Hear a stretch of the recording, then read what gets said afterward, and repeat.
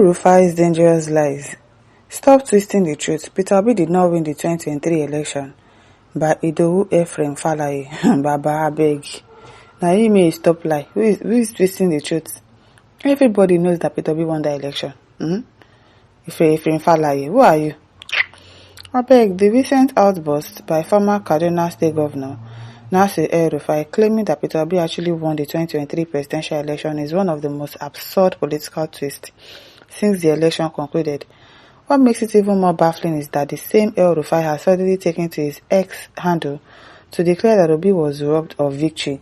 If El-Rufai says Obi was robbed, he's not lying because he was part of the people that helped to rig the election in the first place. So if he's coming outside to say that Obi won it, he's saying the truth. I believe him 100%. And that he regrets supporting what he now described as a rigged process. But Nigerians are no stranger to political drama.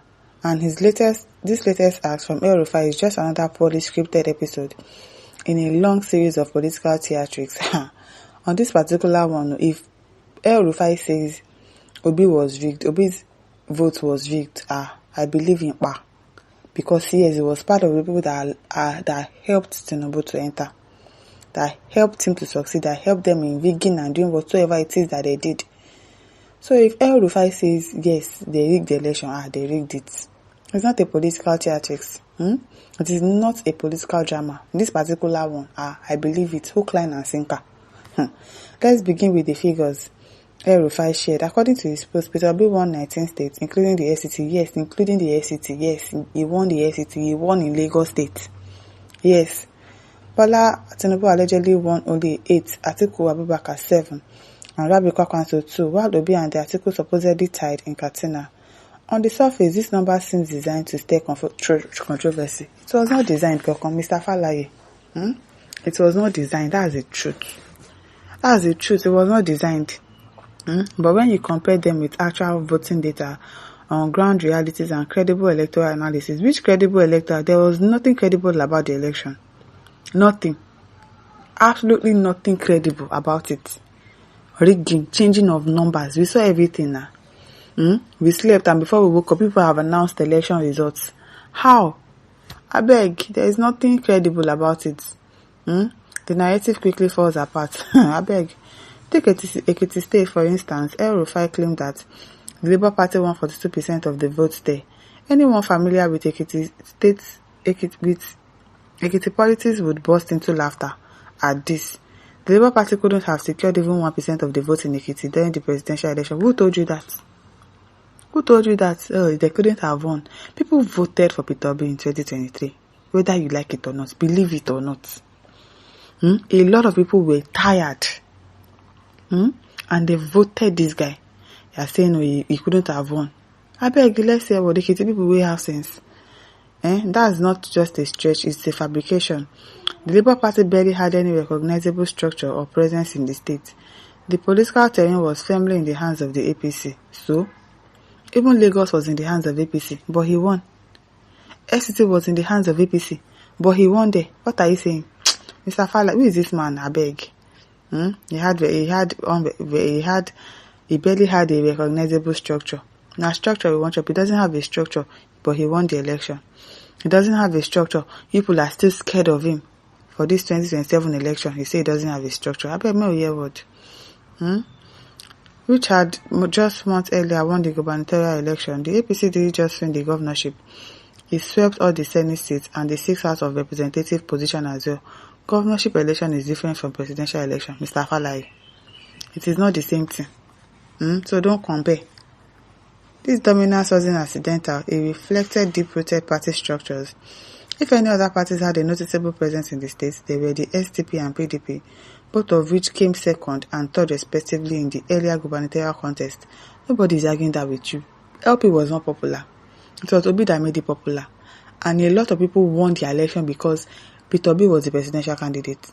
Everybody was just voting for LP. They don't even want to know your name. They don't even want to know your track record. People were just voting LP. And we saw that you just want to lie, Mr. Falaye. Don't worry, lie and be going to your house. He says, so where is the basis for claiming that the Labour Party won 42% of the votes in Ekiti? the claim is baseless. It's not baseless. So if it is coming from El-Rufai, it is not baseless. Maybe somebody else. But if it is coming from El-Rufai, it is not baseless. He knows exactly what he's saying. Let's move from opinion to evidence-based electoral analysis. Former Inec chairman, Professor Tahiru Jega, offered a fair review of the 2023 election. I beg you, offered a fair review, admitting that it was significantly more competitive than the 2019 edition, unlike 2019, which was largely a two-horse race between APC and PDP. The 2023 contest was a four-way battle among APC, PDP, LP, and NNPP. This naturally led to a wider spread of votes and more complex dynamics. According to official results, Tinubu garnered 37% of the votes, Atiku 29%, Obi 25%, after they've changed everything, and Kwakwanso says no candidate secured an outright majority because the votes were split across four viable contenders. Interestingly, the combined votes share of the runner-up was 60%. That's a significant number, and it highlights the divided nature of the opposition. But rather than form a united front before the election, this opposition candidate waited until after their defeat to cry foul. It is a classic case of shutting the stable door after the horse has bolted, and even now, it is uncertain whether a united opposition would have automatically claimed victory. Electoral dynamics are never that simple. I beg, let's hear what. Electoral dynamics are not that simple. I beg, Obi won the election. Let's hear what. OBN says, so now that Bat is declared winner, what have you people achieved? Nothing, no. Nothing. Look, Mwabura says, bunch of thieves and political criminals. Look at what this says. As far as I'm concerned, when the time comes, we shall tell the truth before we buy. Yes, so we shall say the truth before we buy. Emmanuel says, El-Rufai is just stating the obvious of what everybody knows. Exactly. Take Benue State for example. APC votes did not in any way come close to Labour's votes, but the result declared by Inec shows otherwise. El-Rufai is just reviewing the open secret. You get? If El-Rufai is saying that Obi won the election and is giving us statistics, you better believe him, because he was part of the people that changed the number and changed the figures and did everything to make sure that Tinubu enters. So if El-Rufai is coming now and saying that Obi won it, he won it. He did. Beg. Paul Abiodun says, I know many animals will never believe the testimony of El-Rufai. It is a clear confession after the deed has been done, like June 12 saga. Exactly. If people like it or not, Obi will rule this country, Nigeria, by God's grace. Amen. My Yoruba tribe and Hausa Fulani have done their part, and then let's try Igbo people. Exactly. Give them a benefit of the doubt. Let them try. Let us just see once. Let us see what they can do. You say no.